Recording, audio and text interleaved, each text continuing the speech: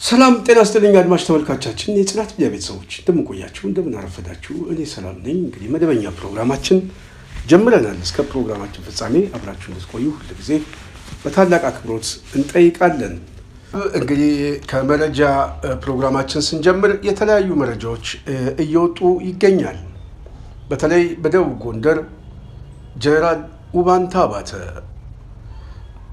በላይዝ የሚገርም ድል አስመዝግቧል ባልታሰበ ሁኔታ ያገዛዙን ሰራዊት ዙሪያውን በመክበብ ከፍተኛ ጥቃት በማድረስ በተለይ ከሚኒሊክ እዝ ጋር በመጣመር ጀብዱ እንደፈጸሙና በጣም ከፍተኛ ድል እንዳስመዘገቡ ገልጸዋል።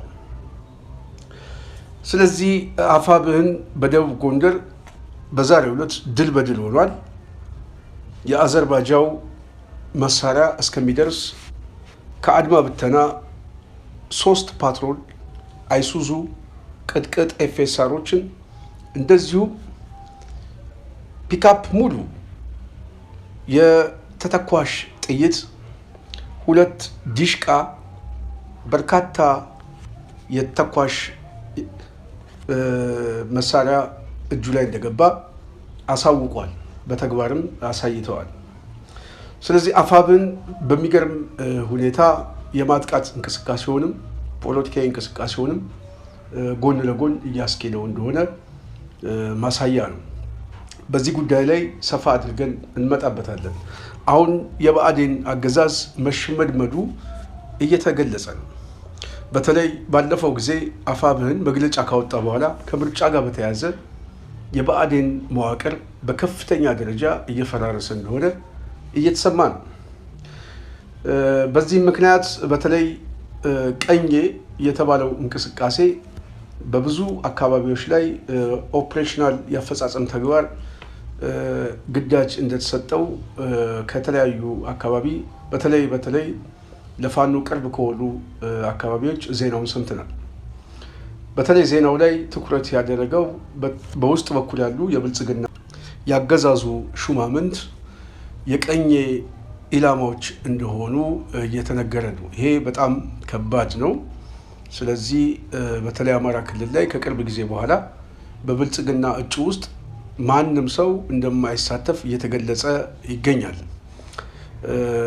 ባህር ዳር አካባቢ ላይ እጩ መሆን የፈለጉ ሰዎች ሌላ ገጠር ቀበሌ ውስጥ መግባት ግን የማይፈልጉ በጣም እየበዙ እንደሆነ ነው።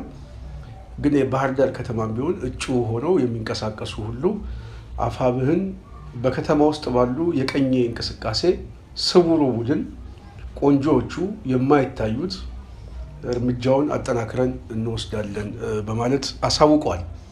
እስቲ ለፋኖ ከሚቀርቡት የመረጃ ምንጮች ያገኘነውን መረጃ ትንሽ እናጋራችሁ።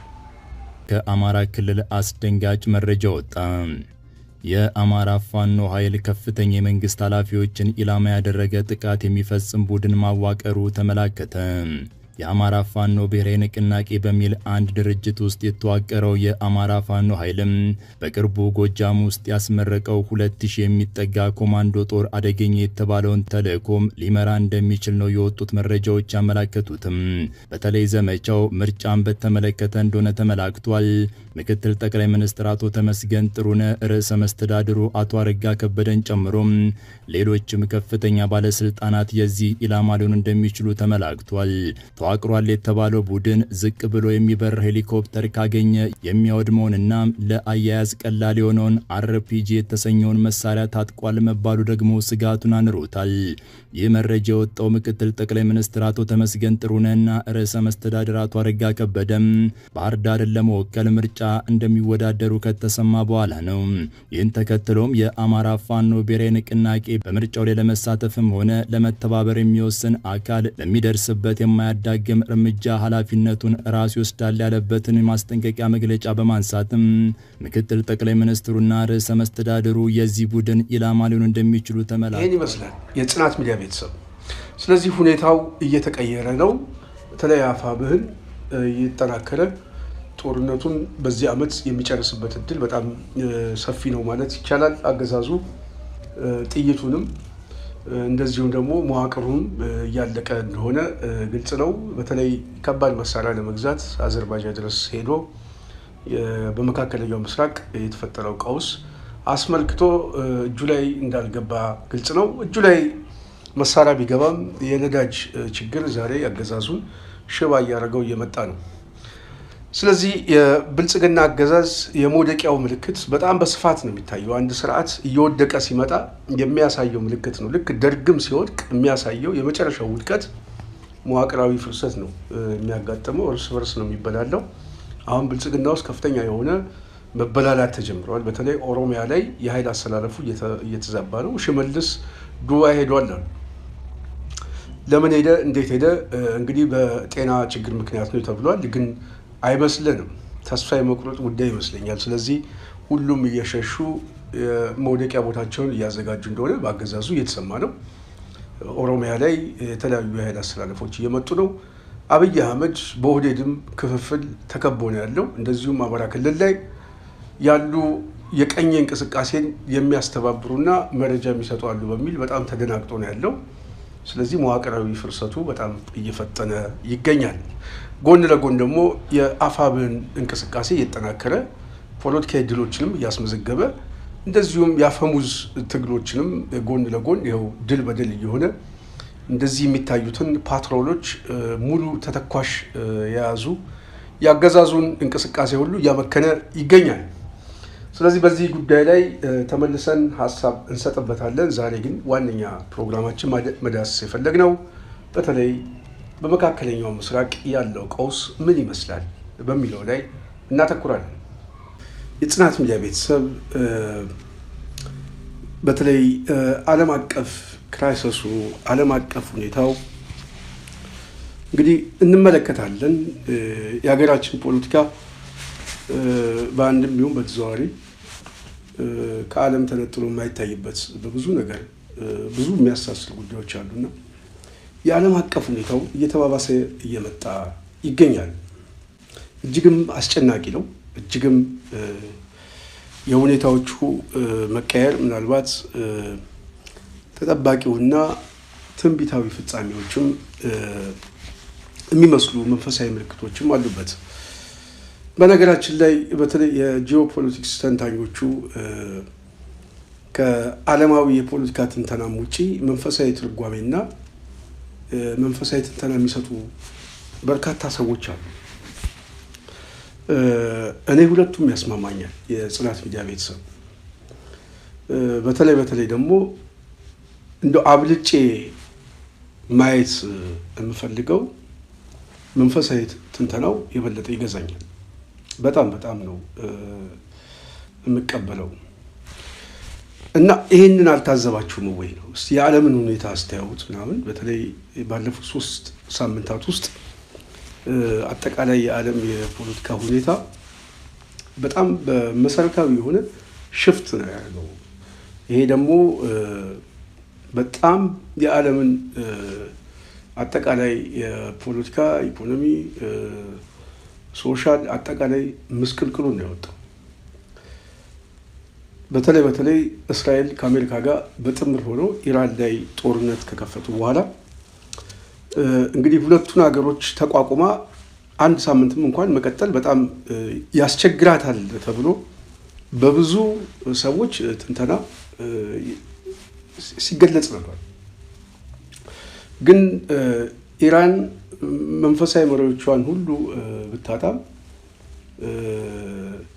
የሞቱትን ሰዎች በመተካት ድጋሚ ይህንን ጦርነት ከተከላካይነት ደግሞ ወደ አጥቂነት ተሸጋግራ 3 ሳምንት የቆየችበት ሂደት ዓለምን እያነጋገረ ያለ አንድ ትልቅ ጉዳይ ሆኗል። በተለይ ደግሞ አሜሪካ የሚያክል ልዕል ኃያል የዓለማችን ትልቁ ፖለቲካና ወታደራዊ ጉልበት አላት ተብሎ የሚታመን በዚህ ደረጃ ተቋቁማ መቀጠሏ በጣም አስገራሚ ነው። እሱ ብቻ ሳይሆን በተለይ ደግሞ የዚህ የሆርሙዝ ሰርጥ በተለይ ያው ኢራን ካላት የስትራቴጂክ የጂኦግራፊ አቀማመጥ ያንን ደግሞ እንደ አንድ የጦርነት አካል አድርጋ መምጣቷ በአጠቃላይ በተለይ የዓለምን ሁኔታ እያዛባው ይገኛል። የነዳጅ አቅርቦት በጣም በሚገርም ሁኔታ ተስተጓጉሏል። በተለይ ደግሞ ኢራን የጦርነቱ ስልት አድርጋ በተለይ እዛው ገልፍ ውስጥ ያሉ ሀገሮች ላይ የአሜሪካን ቤዞችን በመደብደብ እንግዲህ የኩዌትን፣ ኦማን፣ የተባበሩት ኤሚሬት፣ ሳውዲ አረቢያ የቀራት እኮ የለም እኮ ኢራቅ ድረስ ያለውን የአሜሪካ ቤዞችን ኤምባሲዎችን በመደብደብ ጦርነቱን በፍጥነት ነው የቀየረችው። ብዙ ተንታኞችም እንደሚሉት ደግሞ በተለይ በጣም በአነስተኛ ወጪ የምትጠቀማቸው የድሮን ድብደባዎች በጣም የጦርነቱን መልክ እየቀየሩ እየመጣ እንደሆነ እየተገለጸ ነው። በጣም የሚገርመው ኢራን በዚህ ሁሉ ቀውስ ውስጥ ከፍተኛ ድብደባም እየደረሰባት የአጥቂነት ሚናዋን እስካሁን አላቆመችም።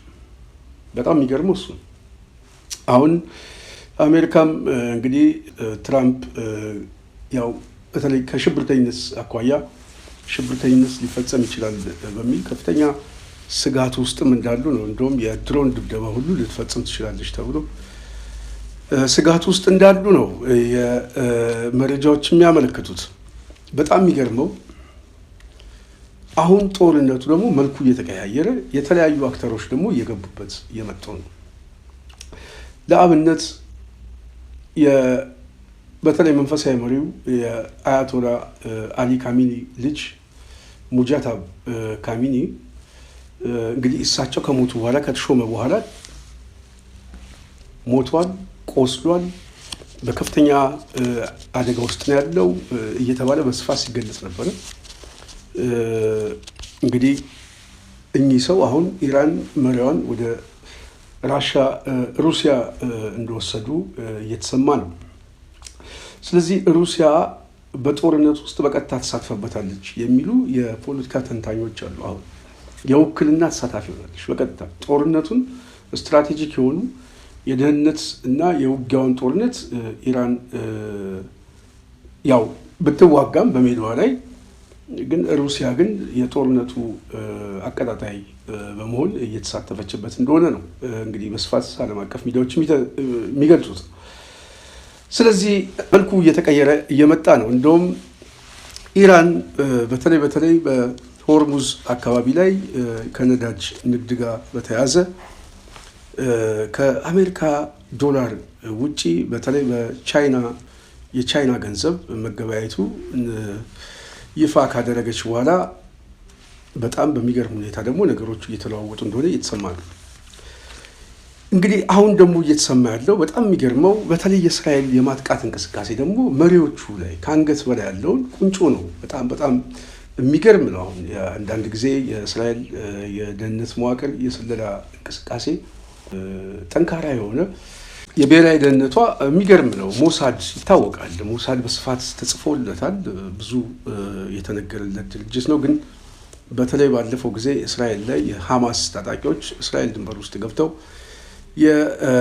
ከጦርነቱ በፊት ከ100 በላይ ሰዎችን ጨፍጭፎ አግተውም ከወሰደ በኋላ ሞሳድ ጥያቄ ምልክት ውስጥ ገብቶ ነበር። በተለይ እስራኤል የስለላ ድርጅቱ ያው በጣም እየደከመ እንደሆነ መገለጫ ሆኖ ታይቶ ነበር። ከቅርብ ጊዜ በኋላ ግን ኢራን ላይ የተወሰደው የመልሶ የማጥቃት እንቅስቃሴ በሐማስ ላይ እንደዚሁም በሂዝቦላ ላይ በሀውቲ መሪዎች ላይ አድኖ የመምታት እንቅስቃሴ በጣም በሚገርም ሁኔታ ጥንካሬያቸውን እያሳዩ ነው ያሉት። የእስራኤል እንግዲህ መሪም ዋናው ጠቅላይ ሚኒስትር እንግዲህ ቤንጃሚን ኔታንያሁ ሞተዋል እየተባሉ ነው። አሁን የሚንቀሳቀሰው ኤአይ ነው እንጂ ሰውየው ሞተዋል የሚሉ መላምቶችን የሚያስቀምጡ አሉ። በተደጋጋሚ ጊዜ ግን እንግዲህ ጠቅላይ ሚኒስትሩ እየወጡ እኔ በህይወት አለው እያሉ ጣታቸውንም ቡናቸውንም እየጠጡ እያሳዩ ነው። ግን ኤአይ ነው እንጂ በህይወት የሉም ብሎ የሚናገሩ ሰዎች አሉ። በሌላ በኩል ደግሞ ሞሳድ በጣም ጠንካራ የሆነ ያው ድርጅትም እንደመሆኑ መጠን መሪውን ደብቆት በሌላ አካባቢ ላይ ሆነው ጦርነቱን ግን እየመሩት ነው። ግን ከፊት ለፊት የሚያሳያቸው ለደህንነታቸው ሲባል ሌላ AI ጄኔሬት ተደርጎ ሊሆን ይችላል የሚል መላምት የሚያስቀምጠዋል። ለማንኛውም ሁኔታዎቹ በጣም በፍጥነት እየተቀያየሩ ነው። አሁን ደግሞ በጣም የሚሰማው ደግሞ ቁልፍ የሆኑ የኢራን እንግዲህ የብሔራዊ ደህንነት ምክር ቤት አባል ተብለው የሆኑትን ሰው አሊ ላርጃኒ መገደሉ እየተነገረ ነው ያለው። በጣም በሚገርም ሁኔታ ከነ ቤተሰባቸው አሊ ላርጃኒ እንደተገደሉ የኢራን መገናኛ ብዙሃኖች እየዘገቡ ነው። እንግዲህ ሚዲያዎች እየዘገቡ ነው። አልጀዚራም በዚህ ጉዳይ ላይ ዘገባ እየሰራበት ነው። የሚገርም ነው። አሁን ስንተኛ መሪ አሁን እስራኤል አንድ በአንድ እየፈጃቸው ያለው በጣም ኦልሞስት አሁን ህልውናቸው እያከሰመ እየመጣ ይመስለኛል። ግን በጣም የሚገርም ነው። ይሄን ሁሉ ቻሌንጅ ተቋቁሞ ኢራን ምናልባት ሰርቫይቭ ማድረግ የምትችል ከሆነ በጣም አስገራሚ ወታደራዊ እና የሀገሪቷን ጥንካሬ የሚያሳይ ነው። በሌላ በኩል ደግሞ አሜሪካኖች በከፍተኛ ደረጃ በዓለም ፖለቲካ ላይ ሚናቸው በጣም በዝቅተኛ ደረጃ ላይ ተገማች ሆኖ ሊታይ እንደሚችል ግልጽ ነው። ከዛ በኋላ የአሜሪካ ሚና እንዲሁም በዙሪያ የተሰባሰቡ ወዳጆች ሁሉ እየተንጠባጠቡ የመምጣት እድሉ በጣም ሰፊ ነው። ይሄም ስለሆነ ትራምፕ ምናልባት ይሄን ጦርነት አግዙኝ ብለው ለኔቶ እንግዲህ ጥሪ ማቅረባቸውም እየተሰማ ነው። ኔቶ በዚህ ጉዳይ ላይ ገብቶ መልስ ይሰጣል ወይ? ካልሰጠ ግን ያው እኔም መልስ አለን ብለዋል። እንግዲህ ከዚህ በፊት በዩክሬን ጦርነት ጊዜ የበኩላችን ጥረት አድርገናል። አሁን ደግሞ እኛ መታገዝ እንፈልጋለን።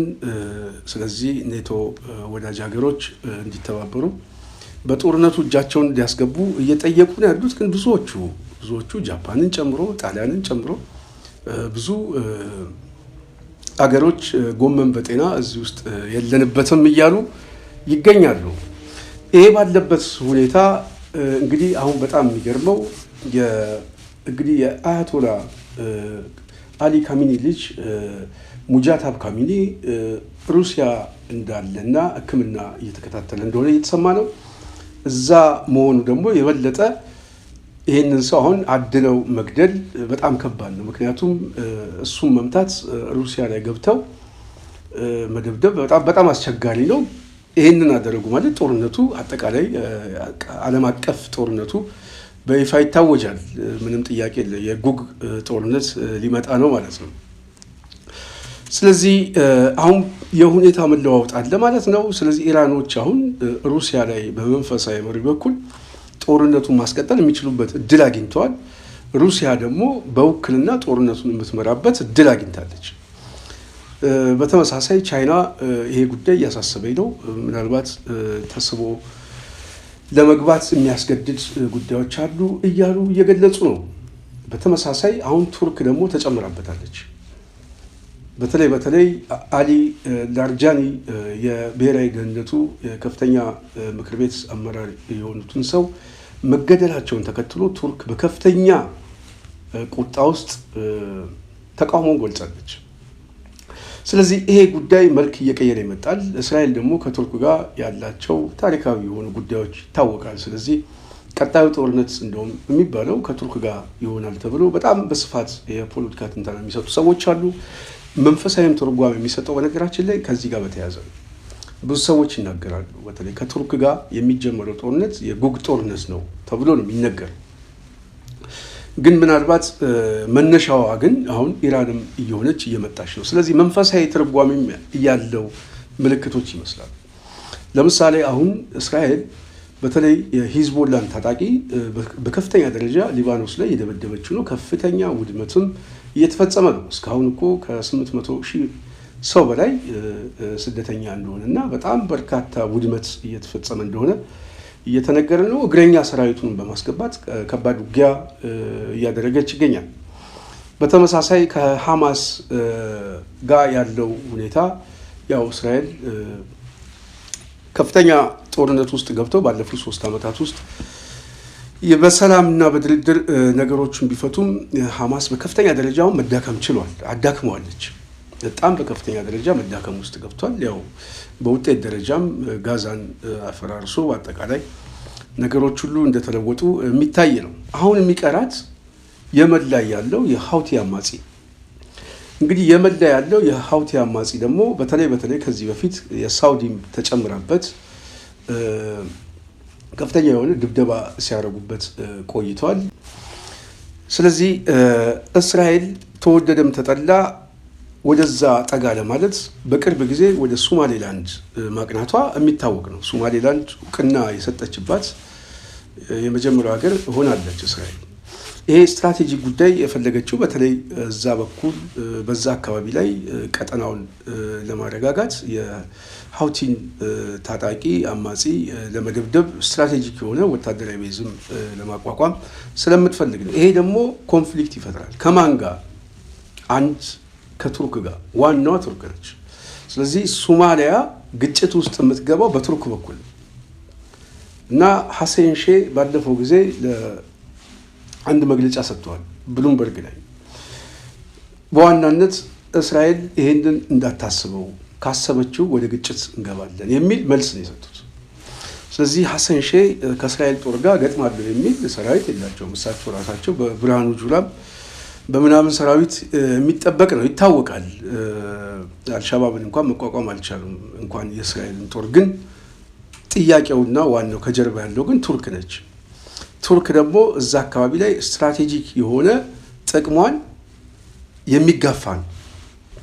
ስለዚህ ጦርነት በቱርክ በኩል እዛ አካባቢ ላይ ሊቀሰቅስ የሚችል ምልክቶች ሊፈጠር ይችላል።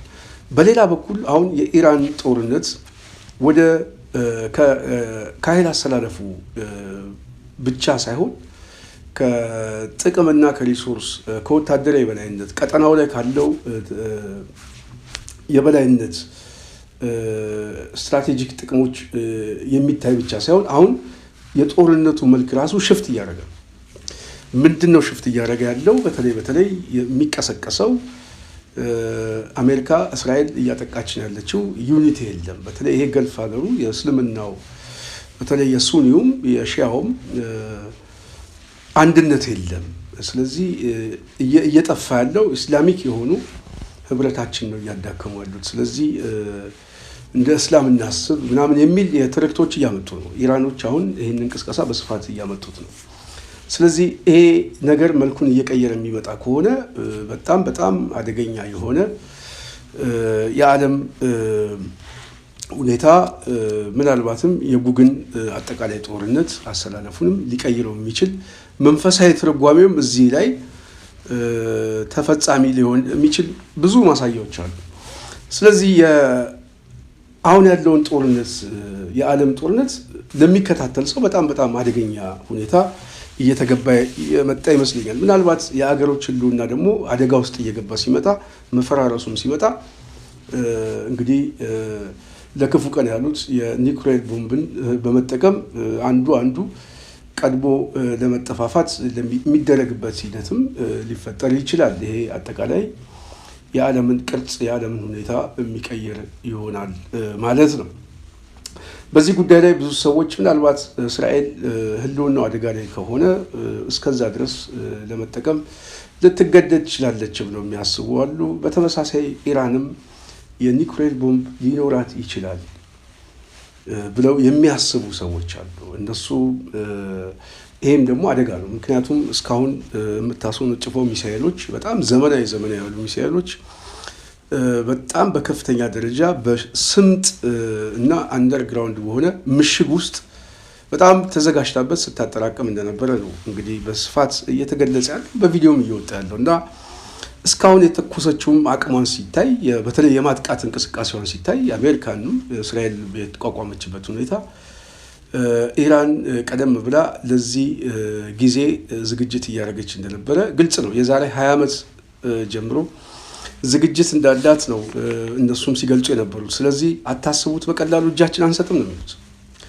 በጣም የሚገርመው አሁን አሊ ላርጃኒ ሞቱ የሚባለው ዜና ከተሰማ በኋላ እሳቸው በኤክስ ገጻቸው ላይ በተለይ ኢራን ባህር ላይ የሞቱት ሰዎች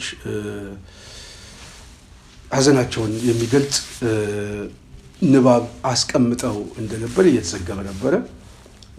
እስራኤል ግን እንደገደለቻቸው ገልጻ ነበረ። መረጃውን መደባበቅ አልፈለጉም። በአደባባይ ነው የሚያወጡት። በነገራችን ላይ በጣም የሚገርመኝ ከቆሰሉ ቆሰሉ ይላሉ። አሁን ባለፈው ጊዜ አያቶላው ቆስለዋል ብለው ቀድመው የሚያወጡት እነሱ ናቸው። አያቶላውም በሞቱ ሰዓትም ሞተዋል ብለው በፍጥነት ነው የሚያወጡት። በተመሳሳይ ግን እስራኤል ላይ አሁን ኤአይ ጄኔሬት የተደረገ በተለይ ኤአይ እንቅስቃሴ ነው። የቤንጃሚን ኔታንያሁ መግለጫዎችም ምናምን እንቅስቃሴው እንጂ እሳቸው የሉም ወይ ተደብቀዋል ወይ ሞተዋል የሚል መላምቶች እየተቀመጡ ነው ያሉት። ስለዚህ መንፈሳዊ ትርጓሜዎቹን በጣም በስፋት እየወጡ ነው ያሉት። በተለይ በዚህ የሮኬት ጦርነት ላይ ምናልባት አላስካ መስጊድም ከተመታ ነገሩ ሊያበቃ ይችላል የሚል ነገር አለ። አሁን እኔ ጦርነቱ መልኩ እየተቀየረ ወደ መንፈሳዊ ሃይማኖታዊ መልክ ለማስያዝ ጥረቶች የሚደረግበት ሁኔታ እየሰፋ እየመጣ ይመስለኛል። ይሄ ቅስቀሳ እያደገ ከመጣ ምናልባትም አላስካን በመምታት እንግዲህ መንፈሳዊ ጦርነቱን ለመጀመር ያሰቡ ይመስለኛል። ስለዚህ ከጀርባ ሊዘውረው የሚችለው ሊያዘው የሚችለው ሊያንቀሳቅሰው የሚችለው አንዳች ኃይልም ይኖራል ብሎ መገመት ትክክል ነው። ብቻ በአጠቃላይ ግን መላውን ዓለም እያስጨነቀ ያለ ጦርነት ሆኗል። በተለይ ደግሞ ሩሲያ ይሄ ጦርነት የበለጠ ተጠቃሚ የምትሆንበት እድል ስለፈጠረላት በውክልና ጦርነት አሁን የጦርነቱ ባለቤት ሆናለች። በቃ አያቶላውን ስበዋለች፣ ፖለቲካውን እየጫወተች ነው። ስለዚህ ወታደራዊ እንቅስቃሴው፣ የደህንነት እንቅስቃሴው፣ የቴክኖሎጂ የበላይነቷን በመጠቀም እዛው ላይ ሆና ጦርነቱን እያስተባበረች የምትመራበት ሂደት እየተፈጠረ ነው። እሱ ብቻ ሳይሆን ማዕቀብ የተጣለባት ሁሉ ተነስቶ አሁን እኮ ነዳጅ በተለይ በዚህ በሆርሙዝ ሰርጥ መዘጋት ምክንያት እንግዲህ ነዳጅም ማዕቀብም ተጥሎ እዛ አካባቢ ሪሶርሷን እየሸጠች ለዓለም ገበያ እያቀረበች ነው። ከፍተኛ የሆነ ሁኔታ እየተለወጠ ነው ያለው ማለት ነው። ይሄ ደግሞ በተለይ ዩክሬንን ተጠናክራ ድጋሚ ለመደብደብ ትልቅ አቅም እየፈጠረላት ይመጣል። በዚህ ጦርነት ውስጥ አሜሪካኖች ተሸነፉ ማለት ደግሞ የዓለም ፖለቲካ በአጠቃላይ ሽፍት ነው የሚያደርገው። የዓለም ልዕል ኃያልነቷን የምታጣበት ሂደት ስለሆነ በጣም አደገኛ ነው። እንዲህ በቀላሉ የሚታይ አይደለም። እስራኤል ደግሞ የአሜሪካን በዚህ ጦርነት መሸነፍ ለአጠቃላይ በቀጠናው ያለው የበላይነቷ የሚያከትምበት ነው። ስለዚህ ተወደደም ተጠላም የአሸናፊዎች አሸናፊ ጦርነት እየሆነ ነው የሚመጣው። እስከ መጨረሻው ድረስ ውጊያው ሊጠናከር ይችላል። በጣም ከፍተኛ ውድመት፣ ከፍተኛ የሆነ መሳሳብ እና ይሄ ደግሞ ሌሎች በተለይ ያደጉ ሀገሮችንም እየጋበዘ የሚሄድበት በሂደት ደግሞ መልኩም እየተቀየረ ወደ ሃይማኖታዊ መልክም እየያዘ ሊመጣ የሚችልበት ሂደት ሰፊ ነው። አሁን እኮ ጦርነቱ እየተሳበ እየመጣ ነው። በተለይ ሆርን አፍሪካ ላይ ተስቦ እየመጣ ነው። ለምሳሌ አሁን ሬድ ሲ ወሽመጥ በተለይ የቀይ ባህር ጋር ያለው እስራኤልን በቀጥታም ያገናኛታል። ይሄ የንግድ መተላለፊያ ትልቅ ስትራቴጂክ የሆነ መስመር ነው። ይህንን መስመር በበላይነት መቆጣጠር አሁን ትፈልጋለች። ስለዚህ ለዛ በጣም እንቅፋት የሚሆንባት በዋናነት የሀውቲ አማጺ። ስለዚህ እሱን ለመደብደብ ደግሞ የግድ ስትራቴጂክ አሊያንስ አድርገ የመጣቸውን የሶማሌላንድ ነው። ስለዚህ ሶማሌላንድን ከያዘች እዛ አካባቢ ላይ ያለውን እንቅስቃሴ በጣም በቅርበት ስለምትቆጣጠረው ያንን ታጣቂ ኃይልም የማዳከም አቅሟ በጣም ሰፊ ነው። ይሄ ደግሞ ምናልባት ከሌሎች ጋር ኮንፍሊክት ሊፈጥር ይችላል። ሌሎችም ጦርነቱን ስበው ቀይ ባህር ጋም ሊያመጡት ይችላሉ ማለት ነው። እየተሳበ እየመጣ ነው። ስለዚህ ይሄ በጣም አደገኛ ነው። ይሄ ደግሞ በተለይ ለእኛ በጣም አደገኛ ነው።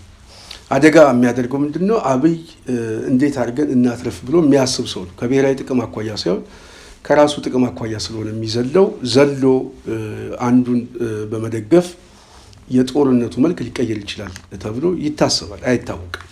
ምናልባት ከቱርክ ጋር ቆሞ እስራኤልን ሊወጋ ይችላል። ከእስራኤል ጋርም ሆኖ እንግዲህ መልኩ ሊቀይር ይችላል። ግን ዋናው እሱ ስትራቴጂክ ጉዳዩ በዚህ ጦርነት ውስጥ ደግሞ ያው የአሰብን ጦርነት የሚከፍትበት እድል አገኛለሁ ብሎ ስለሚያስብ ጦርነቱ አጠቃላይ የብዙ ሀገሮች ጦርነት ሊሆን ይችላል። ይሄ ደግሞ ሳውዲንም ይጨምራል፣ የተባበሩት ኤሚሬት ይጨምራል። በተለይ ደግሞ ኢራንን ራሱ የሚጋብዝ ነው የሚሆነው። ቀጠናው ላይ የሚደረግ ጦርነት አሜሪካኖችም የሚገቡበት ነው። በተለይ ሩሲያም በሂደቱ ላይ መሳተፍ እድሏ በጣም ሰፊ ነው። ቱርክ አለች። የብዙ ሀገሮች ጦርነት በአካባቢው ላይ ሊፈጠር ይችላል ማለት ነው። ስለዚህ ሁኔታው በጣም አስፈሪ ነው። ተስቦም ወደኛ አካባቢ የመምጣትና አውዳሚ ጦርነት የመደረግ እድሉም ሰፊ ሊሆን ይችላል። በእርግጥ ይሄም በመንፈሳዊ ትርጓሜ ለሚከታተሉ ሰዎች የትንቢቱ ምልክት ነው ብዬ አስባለሁ። ፖለቲካውን ብቻ ሳይሆን መንፈሳዊ ትርጓሜው በጣም መጽሐፍ ለሚያነብሰው በደንብ ነው የመጣው። እኔ ከፖለቲካው ትንሽ ወጣ ብለን ስናየው ደግሞ በመጽሐፍ ቅዱስ የተጻፈ ትንቢቶችም ተፈጻሚ የሚሆኑት በዚህ ነው። በተለይ ደግሞ የጉግ ጦርነት መነሻውም እንግዲህ እየታየ ነው ያለው። የሁኔታዎች መለወጥ በስፋት እየመጣ ነው ያለው። ስለዚህ የጽናት ሚዲያ ቤተሰብ በአጠቃላይ የዓለም ሁኔታ፣ የዓለም ጦርነት፣ የዓለም ክስተት መልኩን እየቀየረ የሰው ልጅ ወደሚጠፋፋበት ህንፃ በህንፃ የሚፈራረስበት አውዳሚ ሁኔታ ውስጥ እየገባ ይመስለኛል። ይሄ ደግሞ በተለይ በእኛ ሀገር ውስጥ በእኛ ሀገር ጋር ድህነትና አምባገነን በሆነ ራስ ወዳድ በሆነ ሰው ላይ በወደቅንበት ሰዓት ይሄ ክስተት መከሰቱ በጣም አደገኛ ያደርገዋል። ምክንያቱም ብሔራዊ ስሜት የሌለው ሰው ሀገርን ማዳን ህዝብን ማዳን ሳይሆን ራስን ማዳንና ጥቂት በጦርነቱ ውስጥ እንዴት አድርጌ አተርፋለሁ የሚል የደም ነጋዴ ስልጣን በያዘበት ሰዓት እንደዚህ አይነት ክራይሲስ ሲመጣ አሁን በብዙ ነገር ማህበረሰባዊ ቀውስ ይፈጠራል። አሁን እኮ ነዳጅ ጠፋ ተብሎ 5-6 እጥፍ ብዙ ነገር እየጨመረ ነው። የምግብ እህሎች በሙሉ አሁን በኢትዮጵያ ውስጥ በጣም እየተወደዱ ነው። በከፍተኛ ደረጃ ድህነት በቃ የሚያሳዝን ሁኔታ ላይ እየተሰማ ያለው በዚህች አጭር ጊዜ ውስጥ። ስለዚህ ምናልባት ህዝቡ ከፍተኛ የሆነ ቁጣ ደግሞ የሚቀሰቀስበት እድል በብዙ ሀገሮች ላይ ሊከሰት ይችላል። በእኛ ሀገር ግን ምንም ጥያቄ የለው ጉዳይ ነው። ስለዚህ ይሄ ደግሞ አጠቃላይ ቀውሱና ትርምሱ እያሰፋው የሚመጣበት እድል በጣም ሰፊ ነው። ለማንኛውም የጽናት ሚዲያ ቤተሰብ የዓለም የፖለቲካ ሁኔታ፣ የዓለም ወታደራዊ አሰላለፍ፣ የዓለም የቴክኖሎጂ የበላይነት እንደዚሁ ሚስጥራዊ የሆኑ የጦርነቱና የግጭቱ ባለቤቶች ደግሞ በጣም ሲስተማቲክ በሆነ የኃይል አሰላለፎች እየተቀያየሩ እየተዛቡ መልኮችም እየተቀያየሩ የሚሞቱት ሰዎች ራሳቸው ያልተጠበቁ ሰዎች ሞቱ እየተባሉ ነው ያሉት እና ሁኔታው በጣም አስጨናቂ ነው። ከዚህ አስጨናቂ ሁኔታ ለመውጣት ግን እኔ በሰው ቋንቋ በሰው የፖለቲካ ትንተና እሱ አይደለም፣ መንፈሳዊ ትንተና ብቻ ነው። የተጻፈው ይፈጸማል። ምንም ጥያቄ የለውም። ስለዚህ ቃሌ ከሚያልፍ ሰማይና ምድር ቢያልፍ ይቀላል ይላል እና ቃሉ እየተፈጸመ ነው ብዬ ነው የማስበው። ከቃሉ ፍጻሜ ምልክቶች ደግሞ እነዚህ ሆነው በደንብ ተገጣጥመው እየመጡ ነው። በነገራችን ላይ ቱርክ ስትገባበት በጦርነቱ ውስጥ በቀጥታ ይሄ ትርጓሜ ይሄ ፍጻሜ ምንም ማሳያ ነው ብዬ አስባለሁ። የጉግ ጦርነት መነሻዋ ቱርክ ነች። ስለዚህ የመጨረሻ ላይ ቱርክ በሂደቱ ላይ የምትገባበት እድል ደግሞ እየተፈጠረ ነው። በጣም አሁን ምልክቶች አሉ። እነዚህ ምልክቶች አሳሳቦች ምናልባት መልካቸውን እየቀየሩ ከባድ ሁኔታ ውስጥ ዓለም የመግባት እድሉ በጣም ሰፊ ነው ተብሎ ይታሰባል። የጽናት ሚዲያ ቤተሰብ በዛሬው ዕለት የነበረን ዋነኛው ውይይታችን ዓለም እንዴት ሰነበተች፣ ከዓለም ፖለቲካ ሁኔታ ከኛ ሀገር እጣ ፈንታስ ምንድነው? እጣ ፈንታው ጦርነቱ ውስጥ ተስቦ የመምጣት እድል አለው የለውም ብሎ በተወሰነ መልኩ ወደ እናንተ መረጃ ለማቀበል ነው። እንግዲህ የዓለምን የፖለቲካ ሁኔታ እየተከታተሉ ሁኔታውን መገምገም የግድ ያስፈልጋል ብለን ስላሰብን ነው። በሚቀጥለው በተመሳሳይ አዳዲስ መረጃዎች ካሉ አዳዲስ መረጃዎችን እየተከታተልን ወደ እናንተ እናመጣለን። ፕሮግራም ያዘጋጀውላችሁ እኔ ስንታየው ቸኮል ነኝ። ሰላም።